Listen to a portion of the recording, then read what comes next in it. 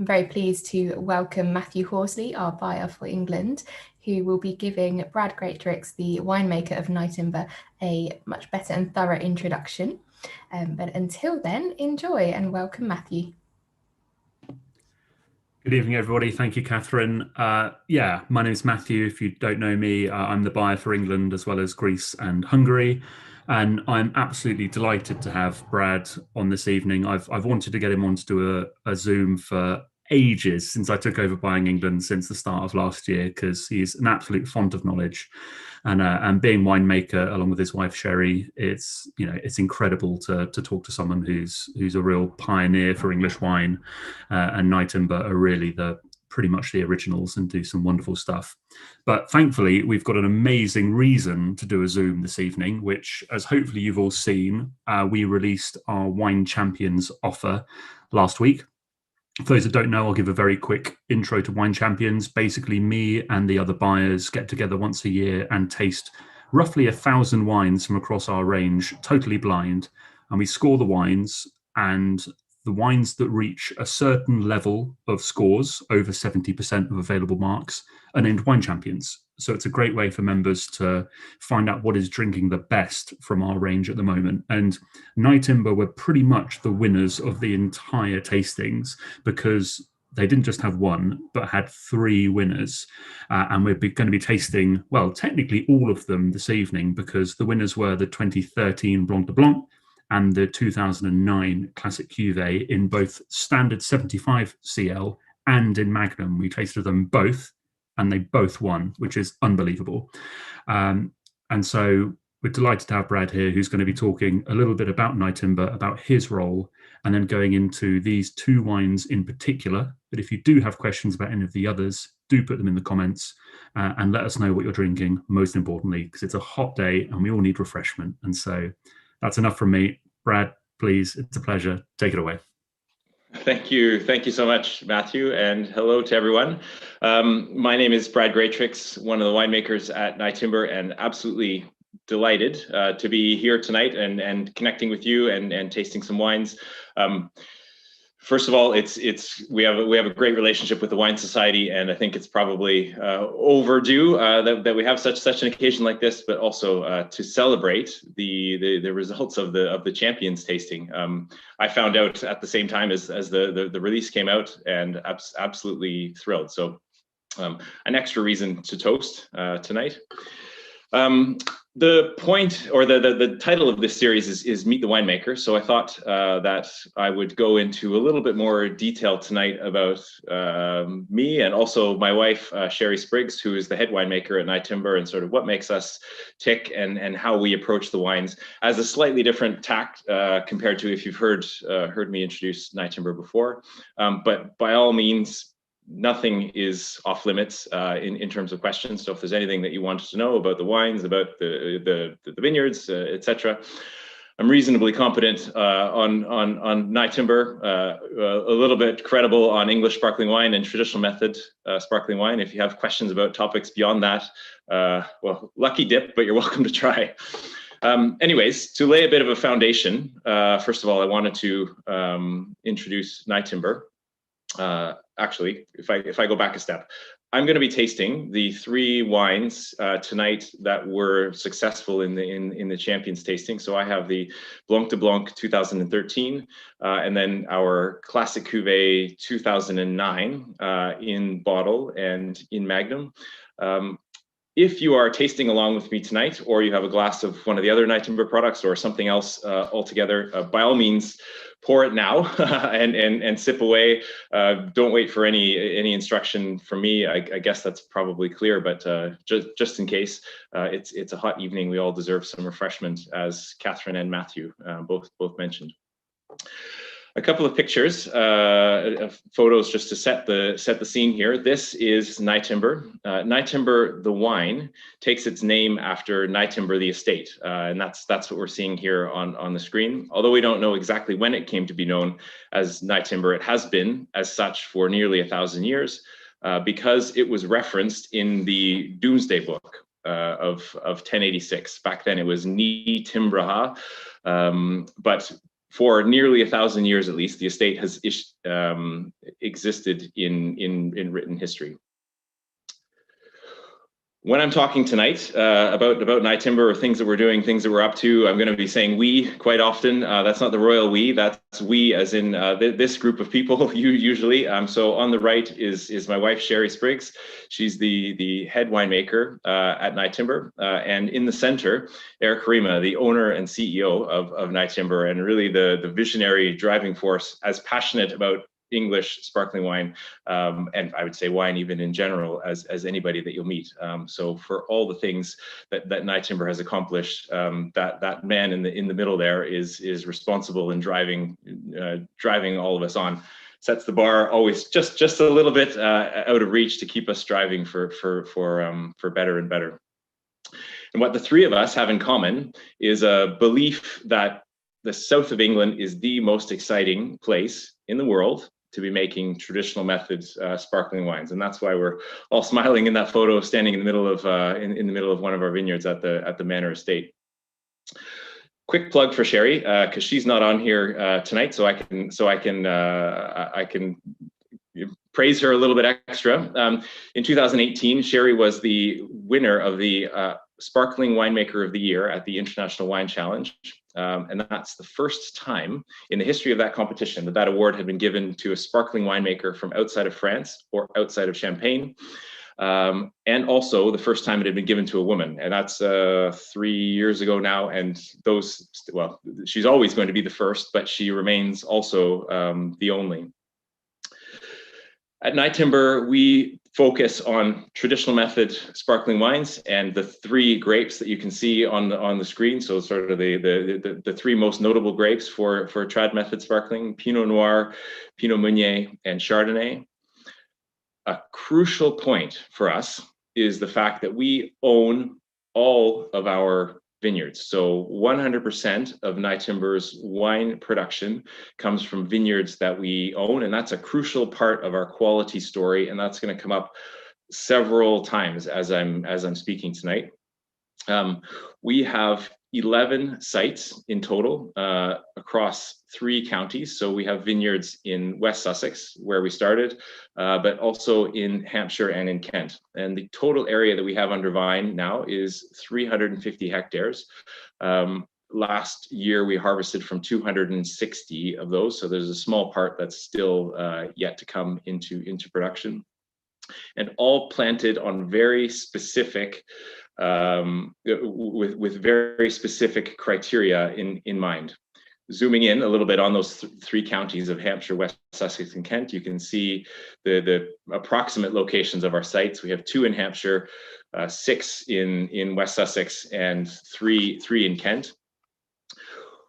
The reason we are so spread out across those 3 counties, and not simply looking for a 350 hectare rectangular block, that would be lovely if we could find such a thing, but we are fastidious, meticulous, so determined, and it's just ingrained right to our core that great wines have to come from great sites. And so we have a very strict and unwavering set of criteria that we look for when we plant a vineyard, and to tick every single box, so to speak, has pushed us out into 3 counties. To mention a couple of those criteria, first, probably the one that gets the most headlines is the soil. It's essential for us that our vines are planted on either green sand or chalk. Chalk, I think, needs no introduction. We have iconic views like this in England along the south coast. Amazing, actually, to look at this cross section, and just if you squint and look across the top there, the amount of topsoil there is compared to the 100 or so meters of chalk, it's really incredible. But coming back to those soils, what they share, what they have in common, and what we love about them is that they are mineral rich and free draining soils, which suit our climate very well. Free draining in particular because it has been known to rain once or twice during the growing season. And with green sand and chalk soils, what you find is, regardless of the intensity of the rainfall, 2 hours afterwards, you pass through the vineyard, and it's nice underfoot. It's not the squishy sort of waterlogged soil. So the vines, particularly the varieties that we're growing, we say don't like to have wet feet. They're not happy sitting in moisture for too long, and chalk and green sand provide that very well for us. I mentioned, chalk needs no introduction. Green sand is actually, geologically speaking, its neighbor. So where you have green sand, once upon a time, the immediate layer above was chalk. So if you can see the green sand, it means the chalk has simply eroded away. And that's true for our green sand sites, which are exclusively, by coincidence, but exclusively in West Sussex. 5 of our 6 sites are on green sand in West Sussex. Sorry, jumping forward and back here a little bit. Another feature that our sites share is they're in sheltered locations. So if today is your first day in the south of England, you're not going to believe me, but a crucial point about growing grapes in the south of England, it's a very cool climate. And so we take advantage of sheltered locations that provide us a little bit of protection from the wind, which has a strong cooling effect. In West Sussex, our 6 sites have a similar vista to what you see here. So they're all south facing, and with the South Downs on the near horizon. And what that's doing for us is providing shelter coming off the south coast. But even in Kent and in Hampshire, where the Downs don't extend, at least they don't extend to our sites, we take advantage of the same sort of landscape in order to provide us with that protection. Also low elevation. So if you follow wine trends, it's fashionable and even successful to go in hot climate countries, to go up. And you see on back labels mentions of vineyard at so many 100 meters above sea level as a positive thing. In England, that's exactly the opposite, that we want to be as low as possible, generally below 100 meters above sea level, unless you're in a very protected location. Owning all of your own vineyards is one thing. It means that you can take advantage of it means you can look after the cultivation completely. It's your own team doing all of the work, making all the decisions on the vines. But to really leverage that to best effect, you need to get to know your sites and the nuances and where interesting little characters may be coming from on the plots and on the lands and on the land, and how can you take advantage of that. Here I'm showing one of our sites. Sorry, skipped ahead again. Apologies for the driving, everyone. Here I'm showing one of our sites. This is the Manor Vineyard in West Chiltington in West Sussex. A drone view showing part of the estate, and you can see the parcels, the blocks, the separate blocks of vines. Each of those parcels will be harvested separately, but actually sometimes we go even further. So those are planted in nice rectangular blocks because that's a convenient way to manage vines, manage an agricultural plot. But because it's our site, because Sherry and I are going up and down the same vineyard rows, and our team are going up and down the same vineyard rows every year, we get to know, oh, those vines down at the bottom or over on the east side or over on the west side always give us something different, a different taste, texture, length, etc. So we'll harvest those separately. And that close study, I guess, of the land really affords us a lot of interesting opportunities when it comes to blending and to winemaking. A really important point, I guess, if we're going to talk about the philosophy at Nyetimber and the philosophy of Sherry and I, is that we really want to make distinctive wines. And the best way to make distinctive wines, in our opinion, is to let the vineyard shine through. And that's because we own all the land. So if our vineyards are the main feature coming through in the wines, we're making inimitable wines, which I think is always an important target. And so what we're looking for, if we had sort of two main criteria that resonate in Nyetimber wines, one is for us at least to see vineyard elements coming through, and the other bit is to achieve a balance and a harmony in the wine. We come from quite a technical background, and I think people tend to come to us with very technical questions and our technical perspective on sparkling wine. But we believe that great wines sit actually at a rare and beautiful interface between science and technical matters, and also an artistic side. And so we use that close study of the land and other things to give us some framework, some structure. But at the end of the day, whether it's tasting grapes in the field, or a blend, a dosage, etc., it always comes back to taste. I think that's a really important point for us. Returning to the site.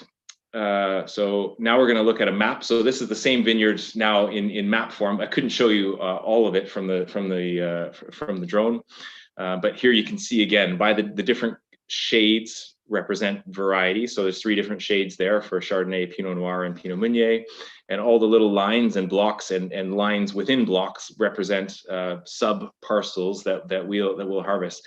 And if you can see my cursor, I'm circling a section in the center of the map, and I'm going to zoom in now.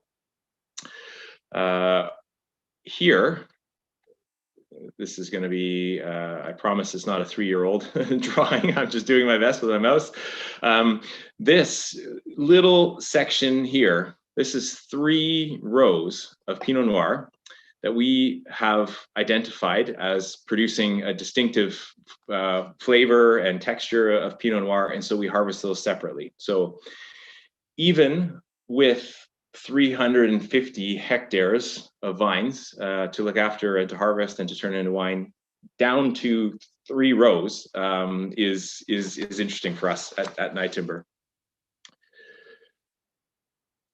Here we have a view of how we get that fruit into the winery. Again, traditional method sparkling wine. So we're talking about hand harvested fruit into very small crates. They hold about 15 kilos. Once upon a time, so there are great crates that get used in other sparkling wine regions. They hold 40 kilos, but we wanted something smaller and shallower. So when Sherry and I started at Nyetimber, we went shopping looking for crates, and I think they might have been called fruit picking crates or something of the sort back then, and they weren't very expensive, these plastic crates. Nowadays you go buy those same boxes, they're called English sparkling wine crates, and I think they cost three times as much. So I apologize to anybody that has to go out and buy those now. We sort of added a little bit of prestige to a very basic plastic box. We pick those parcels even down to those 3 rows into those small 15-kilo crates. The reason we obsess about small is because we're taking the trouble to harvest those grapes by hand. What we don't want is to pile them up deeply in a box, and then as they're being moved to the press, that the weight of the grapes above is sort of squashing and macerating the grapes below. So those crates are very shallow and hardly any weight and virtually no compaction on the grapes below. Crates get organized into small batches and then pressed. So 1 parcel, 1 press, from 1 press into 1 tank. So the individual juice fractions that come out of the press, each goes into its own vat. And if you add it up from the start of the growing season and all the work that goes into making those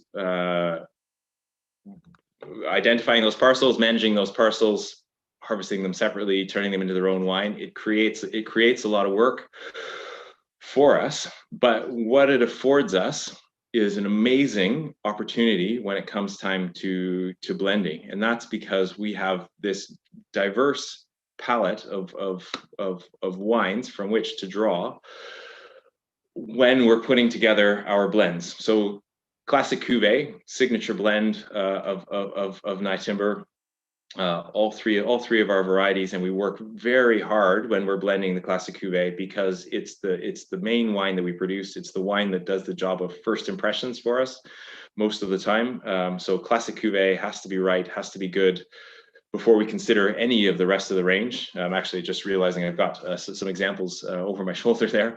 But by taking the time to separate out all those parcels in the vineyard and understand their flavors and ferment them separately and taste them separately and have them available at blending really gives us great opportunity. And I think such is our belief in that.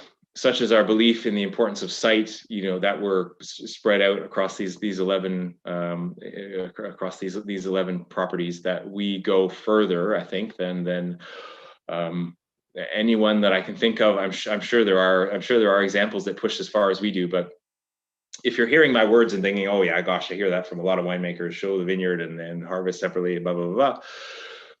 One of the things that I would say is that when you go visit an estate and they take you on a tour and they say, oh, and we harvest all these parcels separately, and then you go into the winery and they've got 6 tanks in there, no one ever thinks to ask, oh, hang on, you said all those wines get kept separate, and yet you've only got 6 tanks. How do you manage it? And I think it's something that we do. We take very seriously and push very hard on. And I think it's an intangible thing. It's hard to measure, but it's absolutely a major driving force in the quality of the wines that we can produce.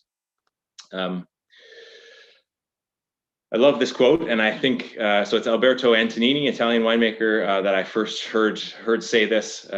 But I think it's a really important point that, when we have the wines in the cellar, we want to have as little a thumbprint on them as possible, and that's not just a matter of get out of the way and hope for the best, but really understanding what we have and how it's shaped and where it's headed, and have the confidence that the vineyards have had a good season and the harvest has gone well and the pressing was done well, and we're going to end up in a good place. But there's a real temptation, I think, in our industry. We're cursed with this job title of winemaker, and it's very tempting, I think, to I've got to do something. I've got to make my mark. I've got to add something or stir something or mix something in order that the wines, they represent me.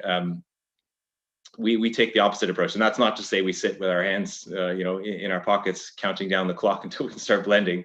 But there's a certain ability to step back that I think is really important when you're chasing the nuances and the finer points of a sparkling wine.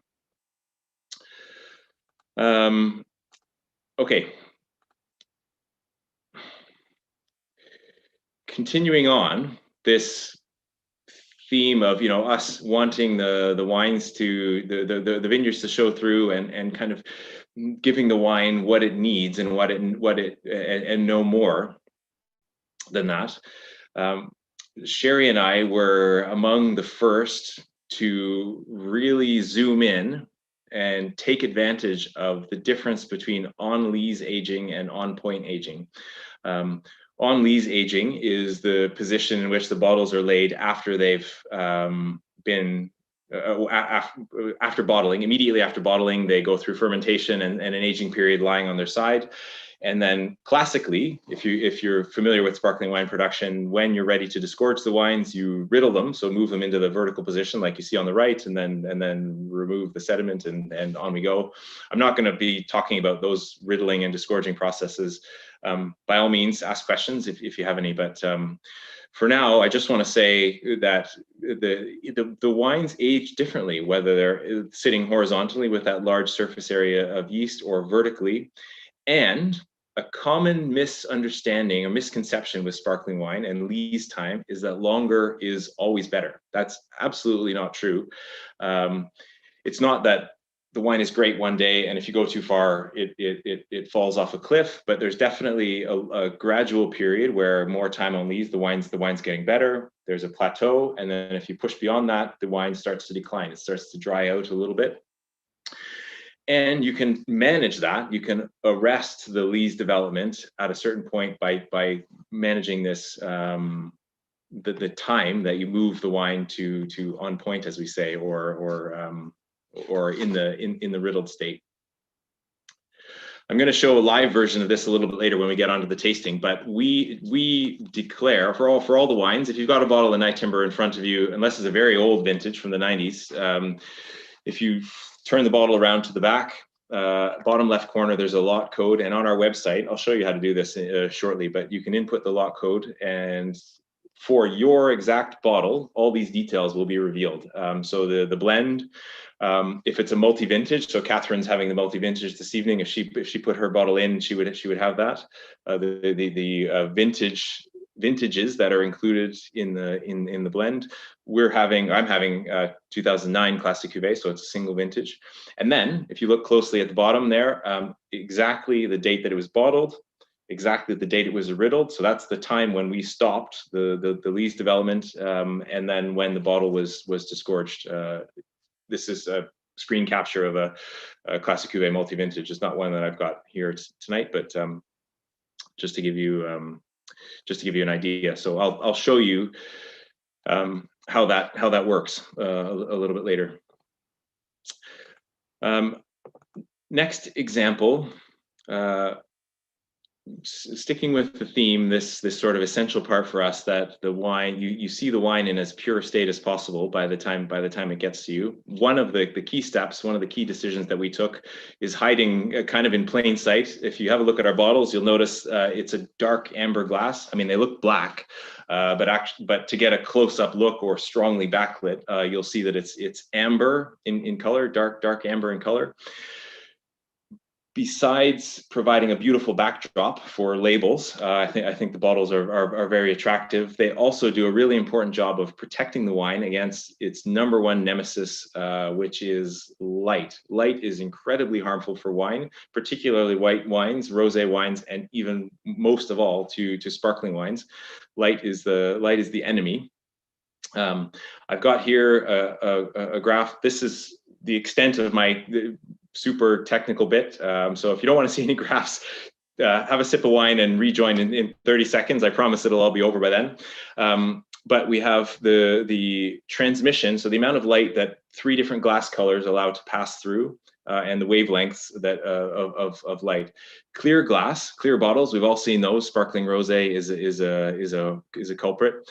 Almost no protection. So as the line goes higher up, that means more transmission, more light can go through. Clear glass is useless at stopping light transmission. I think that's pretty obvious. Green glass, the green line, is a little bit better. You see some wavelengths it does better, some worse. Amber is no transmission until the longer wavelengths. The 2 harmful ones that are bad for wine, that literally damage your wine and spoil it, are at 370 nanometers. You see most of that light is allowed to pass by clear glass. Most of it is allowed to pass by green glass even, but none of it by amber. And the other one is 430. Again, clear glass, totally useless.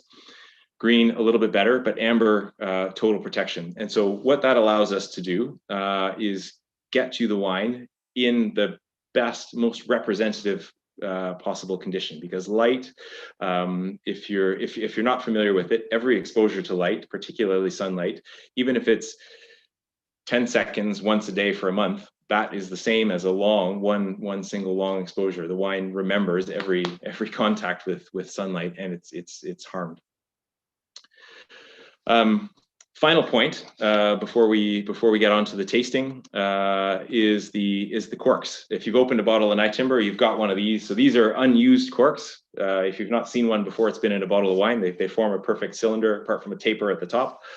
But we use special corks that are treated with carbon dioxide so that they are free from taint. So you will, well, I shouldn't be so bold as to say you'll never have a cork bottle of Nyetimber, but in my 15 years at Nyetimber, I've never tasted a cork bottle of Nyetimber since we switched to these DM corks. And what I like about them, it's not that cork taint was ever a problem with Nyetimber, but conventional corks have a large variability, sometimes variable in the positive sense. They add something delicious, almost like a barrel aged component, but for better or worse, it's changing the wine, and what we want, for better or worse, is to see the wine underneath again. So a simple step, effectively, but changing to these DM closures gives us a much more reliable and for you enjoying our wines, a much more reliable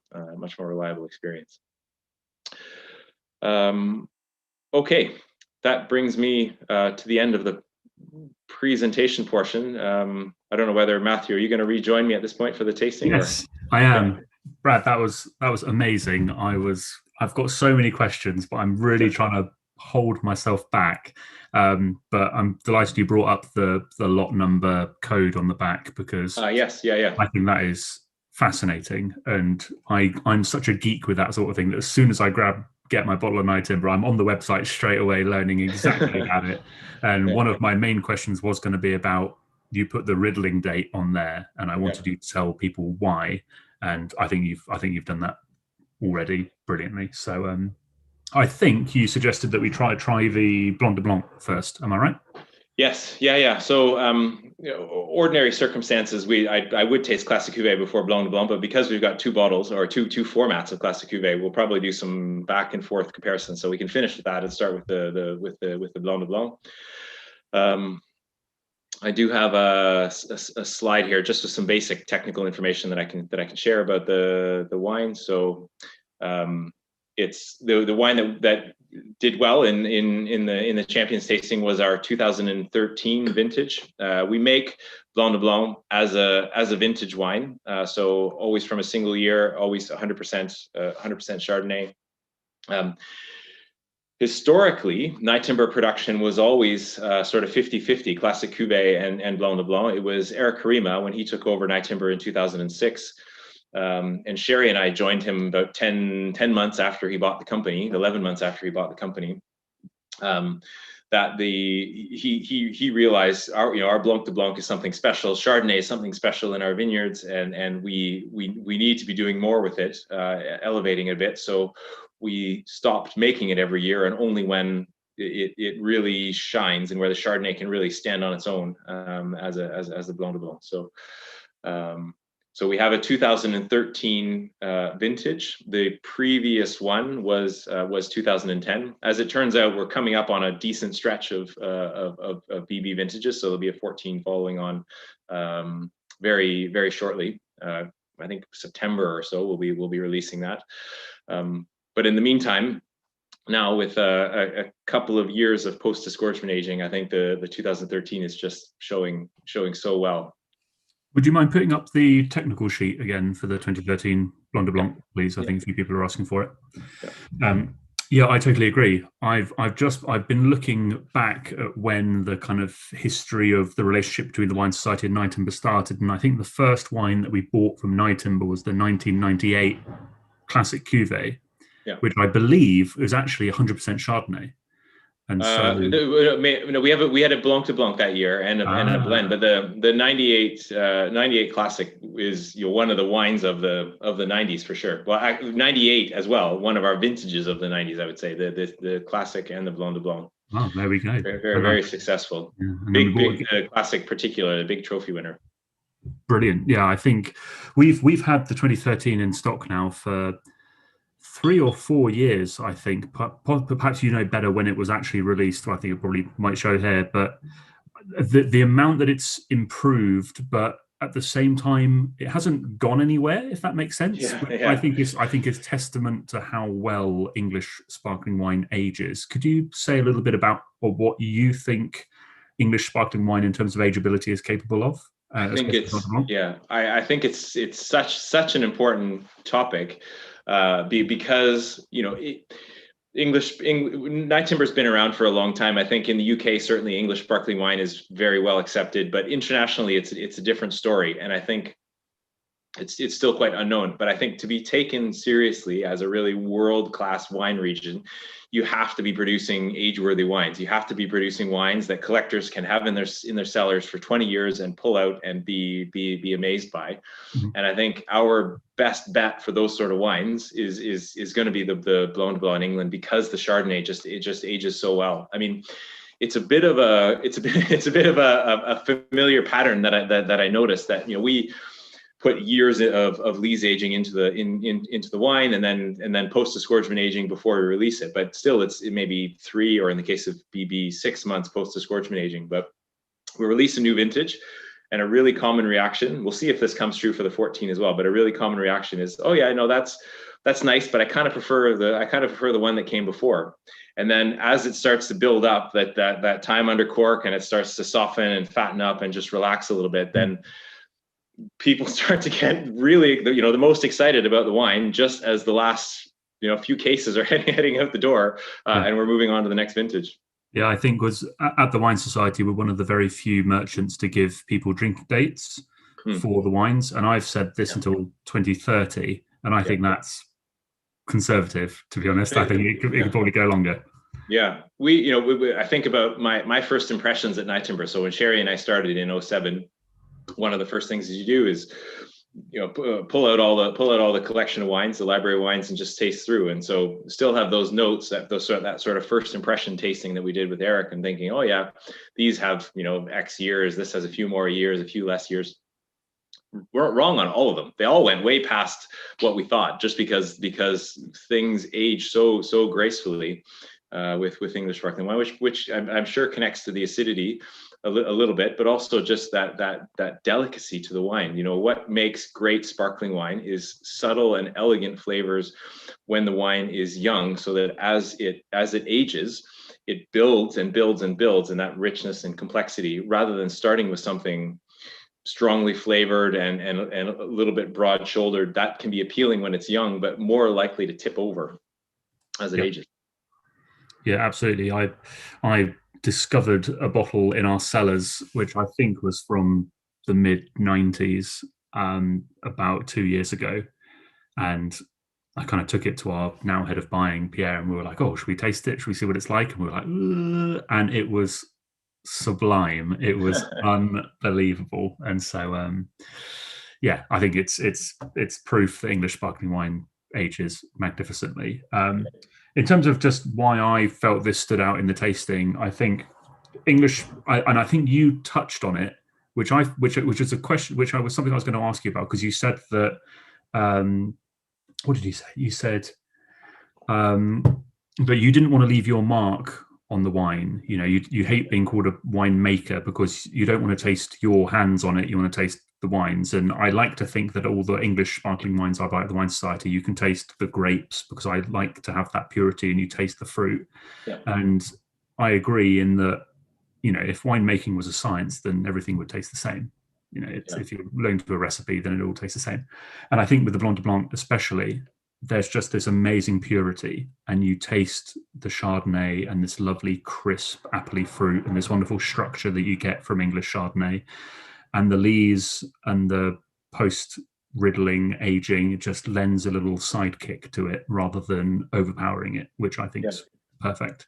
Yeah, it's almost like a translucence to the wine. Yeah, you can just see right through it almost. Yeah, I think perfect. I could never be quite so eloquent, but yeah, well done. Should we talk about the CC09? Talking about wines that age. So classic cuvée. Just to explain a little bit, because if you're new to Nyetimber in the last few years, vintage classic cuvée may be a new concept for you. When we started out, when Nyetimber started out, actually I mentioned a little bit earlier, vintage dated wines, half the production went to Classic Cuvée, half the production went to Blanc de Blanc up until 2007, not in terms of vintages, but just in terms of calendar years. That's when Eric Karima said Blanc de Blanc is going to be only in certain years.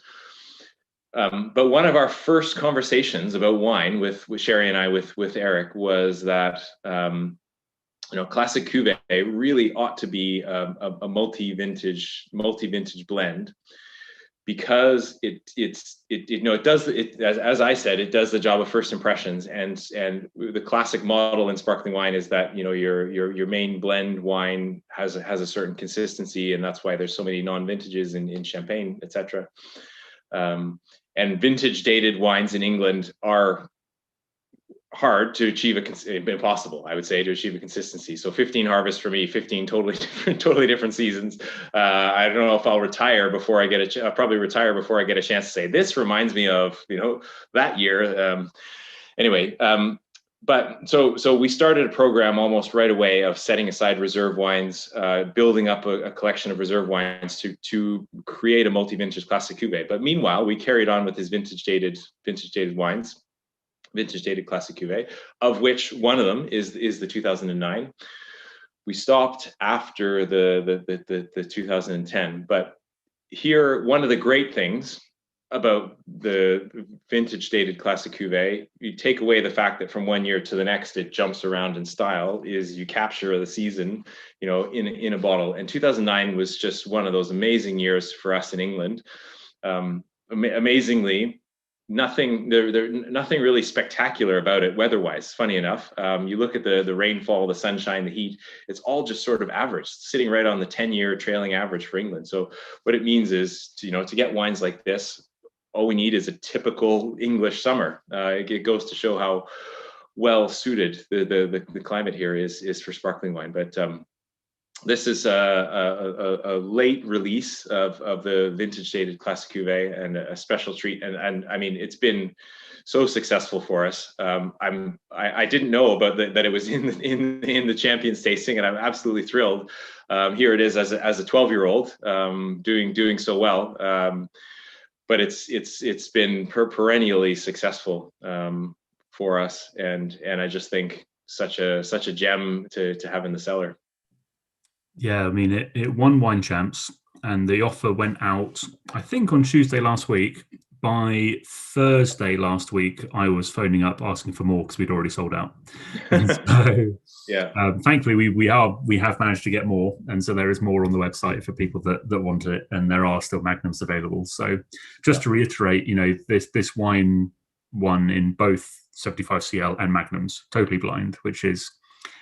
It's the first ever for Wine Champions. So perhaps you could say a little bit about the difference, because I mentioned to you earlier, but one of the comments that me and the other buyers made, because we had no idea they were the same wine, they did taste quite different, but both in wonderful ways. Could you say a little bit about, because you've got the wines in front of you, about what you feel the differences are in the magnums and the 75cls? Yeah. So here is actually worth pointing out. I just wanted to show the label. So here's my bottle of 09 Classic Cuvée with the 2009 is referenced there on the back label. We actually just took a recent decision to move the 09 Classic bottles that we're releasing now to the Shield. So this is the current label that we're using for Nyetimber. At the time when we released it, some of you may remember this was the Nyetimber label. So my Magnum is still on the old style label. My bottle is on the new Shield. If you happen to get a 750 with the rectangular label, exactly the same wine, we're just catching it up so that it sits a little more nicely with the family there. But coming back to the question about bottle versus Magnum, it makes such a difference in sparkling wine. One of the factors, and it's a simple thing, but if you have them side by side with the bottle, this is my right hand. It probably shows up as my left hand on the screen, and the Magnum, same sized neck in the bottle. So we put the same cork in the top of each.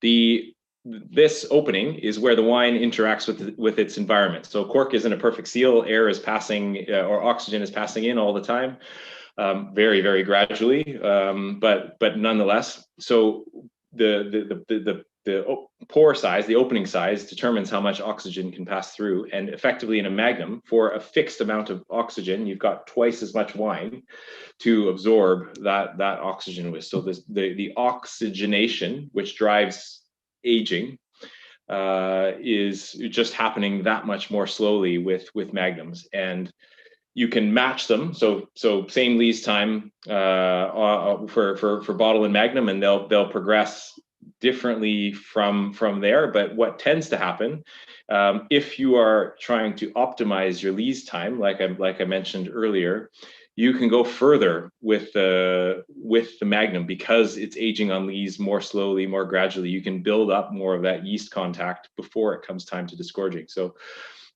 this is the exact same blend in bottle and magnum, and we don't with any of our wines, even going back, since Sherry and I've been here, we don't mess around at all with special blends in the more prestigious format or anything like that. It's exactly the same wine going into each, also into half bottles and into Jeroboams. The differences that you taste all come from the way the bottle shape, bottle size has, the trajectory it's put the wine on.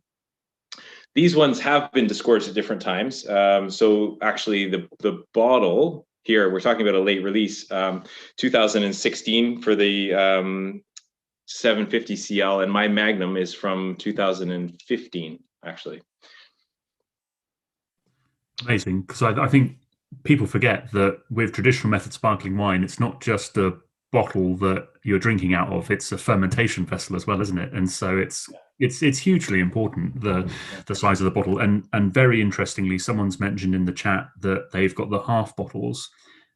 Very importantly, at Nyetimber, you do second fermentation in the bottle, no matter what the size is. Correct? Correct. Good. So the products that we produce, the size range that we produce is from half bottle up to Jeroboam, so 375 ml up to 3 liter. And the reason we stop at Jeroboam and don't go bigger is it's not really practical for bottle fermentation. So all of our wines are traditional method.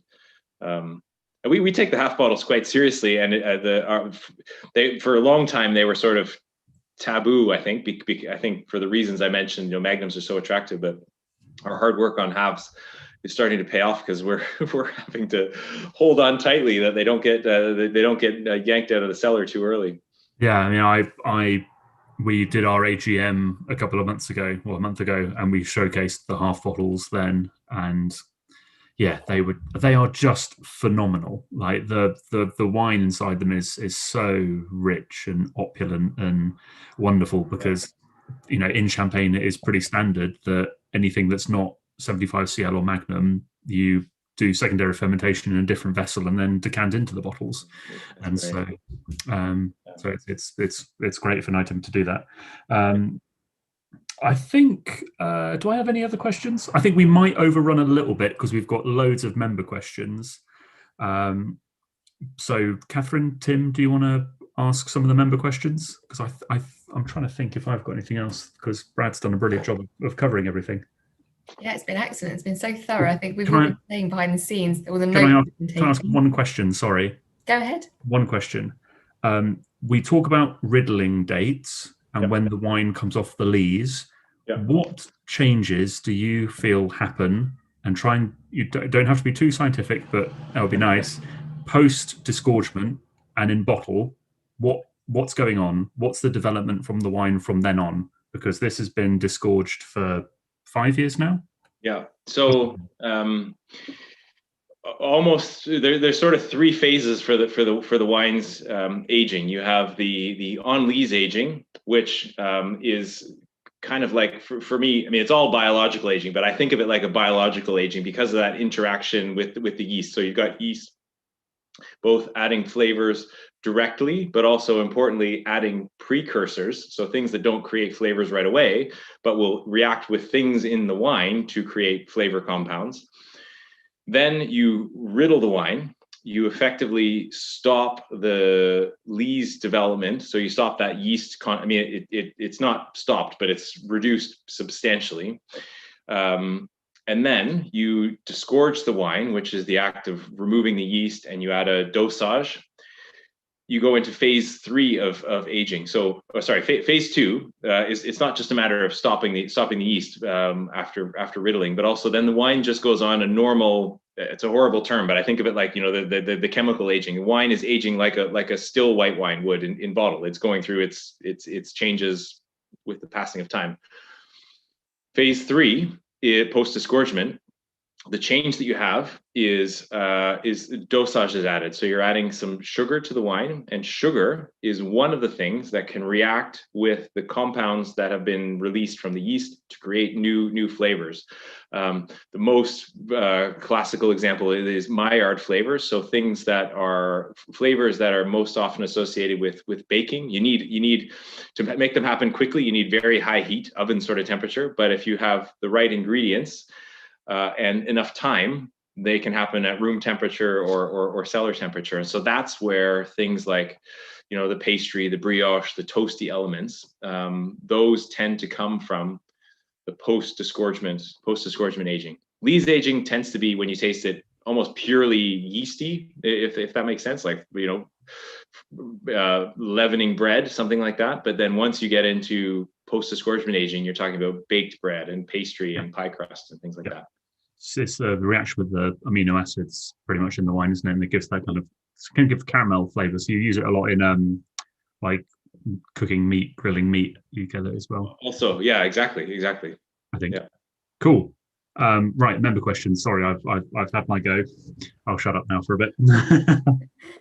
Not at all. So we've had so many questions come in that we've actually been grouping them together a bit. So hopefully we'll cover off everything. But members, if we've sort of rejigged your wording a little bit, it's so we can get as much covered as possible.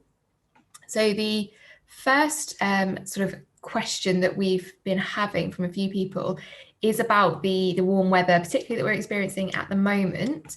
Whether that is coming at a good time for the vines for this year, and in general, the sort of temperatures, the increasing temperatures, and the effect that's having on the wine production for Nyetimber. Yeah, no getting away from conversations about climate these days. I mean, we're especially working in any sort of agricultural field. You're just or area you're confronted with it daily, but not the conversation, but just the reality of it. But this particular heat snap, unfortunately for us, has come just fractionally too late. So what the vines are going through, have just finished going through around Wimbledon time, is the flowering process where essentially the berries, the crop is set for the year. You want weather like this, hot, dry, settled. Unfortunately, we had windy and wet, so it's going to be lower yields from 2021. But any period of sunshine and any period of heat never goes wasted during the growing season. So this is going to help contribute towards the quality of 2021. But unfortunately, if it had come just 2 weeks earlier, it may also have played on quantity as well. And then we've had another question similarly linked to climate change from Peter Cousins, which is quite an interesting one. He's asking that Nyetimber own a lot of land that's not under vine and is currently rented out for grazing sheep and things like that. Is that a hedge against climate change? As in, are you planning that some of those fields will become useful for vines when the climate warms up, or is that just that they're just not in use at the moment and there's no hard, fast plans for them? Oh, wow. Such a good question, and I've never been asked that, actually. We do own a lot of unplanted land. Around a third of the total estate holdings is unplanted land. So the 350 hectares that I talked about is vine area, and the total area is much bigger. But what that is parcels of the land that don't quite fit our exacting criteria. So where the slope isn't perfectly south, or there's a change in the soil type, or if it's a high elevation, the bit at the top we may not plant. But we use that just with sustainability in mind. We turn it over more passively, leave it as woodland. hedgerow, meadows, wildflowers, etc. Even some rewilding projects we're undertaking just to let that space resume its sort of natural state. So it's more of an environmental consideration, not a hedge that one day we might plant the north-facing slopes. Leading on from the sort of sustainability idea, we've had a question about whether any of the wines are organic, or if there's any sort of organic winemaking, and whether that's or if that's something that you do just because that's how you do it and it's not certified, or is that something that you would to look at in future? We go really far down the sustainability path. We're one of the founding members of the sustainability group for UK wine producers. We have which is not the same as organics, but we do have 7 or so hectares of vineyards that we cultivate, of our vineyard that we cultivate organically. Actually, we've gone even further and applying biodynamic principles to that area. Not in any sort of certified way, as you're mentioning, but just because, we are interested in finding best practices and finding responsible ways to look after the land. Rewinding the clock, we did have a few years where we had a parcel, actually a few parcels, so that we could compare organically cultivated and conventionally cultivated vines. And we were all cheering for the organic section to do well. I mean, Sherry and I are active gardeners. We work organically at home, but when it came to blind tastings, we could never get the wines to show as the organic parcels never showed as well. And we had 3 or 4 years where we had the trial running, and we had to say, look, as good as we would like it, as much as we'd like this to work out, we can't, we can't compromise on the wines. And we've been staying active in that field and studying things like soil composition, soil microbiome, and finding that where we were cultivating organically actually doesn't necessarily have the best results in terms of the organisms that live in and on the soil. So that's our own experience. I don't mean to criticize all organics, but just we tried and it hasn't worked out for us so far. What I will add very quickly is that the Sustainable GB initiative is unbelievably good. It's incredible, and so hats off to Nyetimber for being one of the founding members, because it's a wonderful thing to be a part of, and a number of our producers that I buy from are part of it and founding members as well. So yeah, I think it's just as good. We've had a couple of some slightly more techie questions about the clones. So yep. Specifically, whether you use French or like Champagne specific clones for the grape varieties, or are there better plants for the UK climate, and how many different clones you use within each type of grape?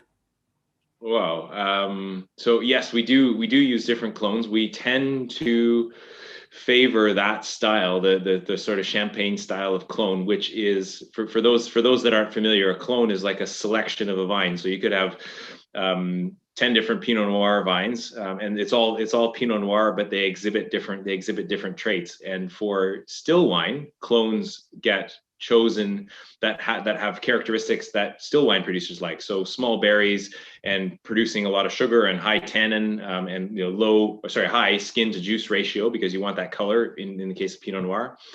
Champagne have named the clones, so we have to call them Champagne clones, but they're suitable for all sparkling wine. That they're opposite. So they're big juicy berries so therefore low skin to juice ratio, and we're not interested at all in the skins. Skins bring undesirable things for sparkling wine. So for our style of wine, we tend to favor the Champagne clone, but there's other producers in the UK that have made great success out of the still wine clones as well. Excellent. We've got another slightly techie. We've had a real mix of questions this evening. So this one is about blending. So when you are blending, do you seek to achieve a consistent taste year on year? And do you use any sort of technical measures on individual wines, or is the blending purely down to tasting? Yeah, good question. So we have two sets of two styles. Well, styles is the wrong word. Two sets of wines that we produce. The multi-vintage group, which is classic cuvee, rosé, and the cuvee Cherie, our demi-sec, and then we have vintage dated wines, Blanc de Blanc, which we tasted tonight, Tillington, and 1086 rosé. With the multi-vintage wines, it's important to have a consistency. Now, we don't go so far as to say it has to taste exactly the same, and there's no way you can tell the difference between this bottle and that bottle. I think that's actually an impossible goal, because you're blending a wine that is by an inescapable fact that it's a year younger. It's going to taste different because there's a year difference in bottle age, etc. What we do when we blend the classic cuvee multi-vintage, for example, where there is an expectation of consistency from one batch to the next, is we taste versus previous examples, and we don't necessarily need it to be exactly the same, but we want there to at least be a recognizable thread or trend. With the vintage dated wines, we can afford to have a little bit more of that difference. So we want the wines to show not only the style, their own style, but also a little bit of a signature of the year. Blanc de Blanc is a great example of that, because Chardonnay just shows so well all of the influences that it's had, including the site, but significantly also the vintage. So we don't try and massage the Blanc de Blanc with blending to taste like its predecessor, but with the classic cuvee, we'd work a little bit harder to make sure we don't have a total outlier in the set. Technical measures and tasting, no technical measures. I mean, we do look at when we put them together, we taste them. We do look at how we've ended up, because we don't want to have a classic cuvee that's got 90% Pinot Noir one year and 90% Chardonnay the other year. But as long as it's in a nice range, it's all down to taste with Sherry and I. You highlighted a particular parcel of Pinot Noir earlier on the video. Is that Tillington, or is that a different part? No, that was from Manor, that site, and those 3 rows. Actually, we have lately harvested those to make the red wine portion that we blend into 1086 rosé. So a really special set of wines. Yeah, doesn't make it every year. To qualify for 1086, you have to be the star performer of the season, and so if it's not if those 3 rows aren't the star performer, sorry, you don't make the cut. But often they're pretty special. The 1086 rosé is unbelievable. It's so good. Okay, Catherine, any more questions? Yeah, surely we've got time for more. We've got time for more. As long as Brad, you're okay with going. Yeah, go for it. Yeah, I'm enjoying it. I'm having fun. Lovely. So the next couple of questions that are grouped together are about the red grape varieties. So we've had a question from Jilly. She has said that when she was a neighbour of Nyetimber in the last century, she seemed to recall Blanc de Noir sparkling wine. Did that happen, or was it just a figment of a post-bottle haze? And would you consider making a Blanc de Noir? And similarly, Steve has asked whether you've got any thoughts about making a 100% Meunier wine. So can join those two together, actually, because we have done 100% one Blanc de Noir, and it was 100% Pinot Meunier. It was in 2003. So that was the Dermot Segru and Peter Morgan were the winemakers back then. Well, Peter Morgan, and then he handed over to Dermot Segru, and we produced 2,000 bottles of 100% Pinot Meunier. So absolutely correct memory to recall that Blanc de Noir. Nowadays we tend to like a little bit more what Chardonnay brings to the blend. So we have Tillington, which we make, which is almost 80% Pinot Noir. That's probably as close as we would get to a Blanc de Noir, just because of we like that little bit of restraint and shape that Chardonnay provides. But it's only a personal taste. It's not a mark against any sort of Blanc de Noir style. And also, I think we have 7 wines in our portfolio. I think that's enough. So going back again, slightly techie. This one is on dosage. So I had a question whether there is a special sugar that is used, and if so, does the sugar affect the flavor profile and the aging? And would you consider doing a 0 dosage product? All right. So dosage sugar, we use cane sugar for ours. There is the option to use beet sugar. There is also the option to use concentrated grape must. We've done tasting trials and we find the cane sugar to be the most neutral. And that's really what we're after with dosage. I know for some sparkling wine houses, dosage is a closely guarded secret, and the cellar master goes in at 2 o'clock in the morning to add the final secret ingredients to the dosage. At Nyetimber, coming back to how I started the talk, we really want the vineyards to shine through in the wine. So we use the same wine that we are dosing to make the dosage. So 09 Classic Cuvée, for example, the dosage was made from 2009 Classic Cuvée and cane sugar. Yeah, so it does have a difference. The type of sugar does make a difference, and we choose the option that gives us the most neutral result. We want the effect of the sugar and not just the sweetness, but those Maillard reactions and the flavor development that comes with it. So that's our reason for not going down the 0 dose route. Although we've tried it, we find our wine just misses something in the way that it develops after disgorgement. Yeah. Perfect. And then we've got some questions about light strikes. I think this is a topic that's been quite interesting for members and for us as well. It's not something that we've necessarily heard of as much about as you've given this evening. So one of the questions is, why don't more producers use amber glass? Is it a more expensive glass to use for bottling? And wines that are damaged with the light strike at the 370 and the 430, what effect would that have in terms of a noticeable effect on the flavour and quality of the wine? Some of you may know me or follow me on social media and things like that. You know, if you talk to me about light strike, I get my soapbox and off I go. Light strike. So why don't more producers use dark amber glass? This drives me up the wall, down again, and back up again. Basically, the argument that producers use is that consumers want clear glass. They want to be able to see the color of their rosé when they purchase the bottle.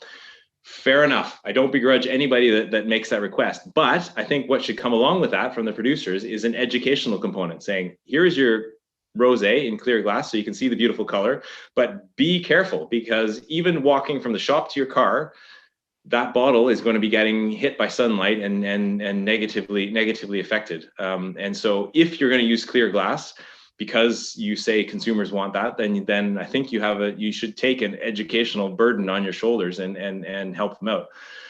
So I think it's probably true that consumers do favor rosé in clear glass because that's what they're used to, but nobody's telling them that, hang on, your wine has a high probability of being spoiled because of the package. It's faulty packaging, as far as I'm concerned. In terms of the flavors, the easiest way, I mean, the interesting thing about light strike is it's inducible. You can force it to happen anytime you want. So buy yourself a bottle of something in clear glass, take it home, especially now while it's midday summer sun. Pour yourself a glass and keep it inside in the cupboard or in the fridge. Pour a glass and put it out on the patio for an hour, and then bring them together and taste them. It's sulfur-based aroma, so it's onion, it's stagnant drain, it's overboiled cabbage. It's really nasty stuff. I just think producers ought to do more to raise it. I should stay out of it because it's in my interest that everybody else bottles their wine in clear glass. I've got my rosé nicely protected in dark amber, but why I keep getting dragged back into it is because I just feel like consumers are being disadvantaged by not being made aware of this. I think that's sort of then. So because Cristal is clear glass, isn't it? So they actually, that orange cellophane that they put around the bottle actually is protective. Yeah. The problem is that most people think I've just spent 100 plus and I've got this ugly, and they throw it away, not realizing that they've just made their wine. They just probably destroyed their beautiful. I mean, I love Cristal, but you have to handle it carefully. Absolutely. Yeah, exactly. It does come in the plastic cellophane, which is, I was going to say, but people throw it away and think, oh, that's not going to work in the fridge, is it? And yeah. And so, yeah. Speaking of fridges and the sunshine and the warm weather that we're having at the moment, we've had some questions on the serving temperature, the ideal serving temperature for your wines. What would you recommend? Because obviously you don't want to have it too cold and dull the flavors, but being sparkling, you do need it to be chilled. Yeah, I mean, I'd like it that people would sit and savor the wine, and you've got hopefully a bottle to work through with friends. So start a little bit on the cold side, because as it sits in your glass while you're having a meal, etc., it's going to drift upward through a really nice range.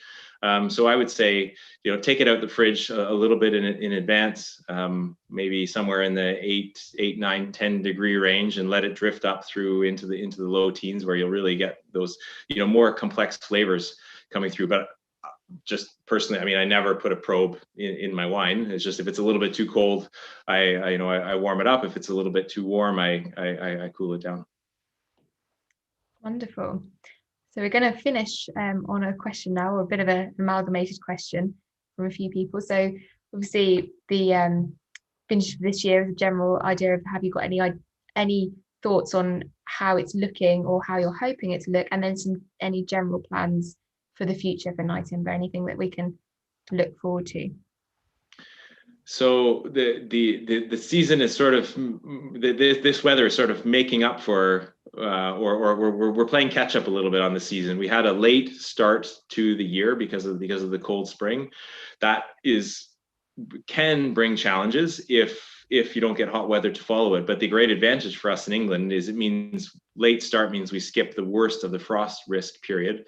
And they had terrible issues. I feel so sorry for producers in mainland Europe, lost so much of their crop to frost. England wasn't really affected because the season hadn't started yet.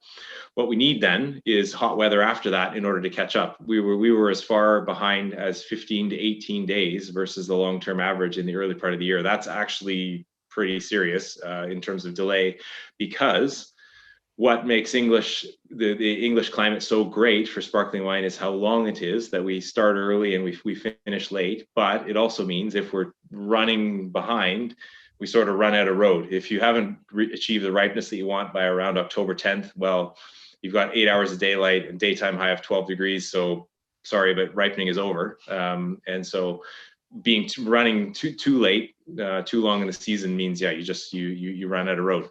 Fortunately, hot summer means we're catching that up. We're back to like 3 days behind long-term average now, which is, you could say, is normal in effect.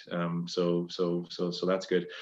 And then what to look forward to in the future, I think right now, even normal stuff feels exciting. It's so thrilling to have people coming to visit the vineyard again. It's so thrilling to be going out and doing tastings and going to restaurants and things like that. And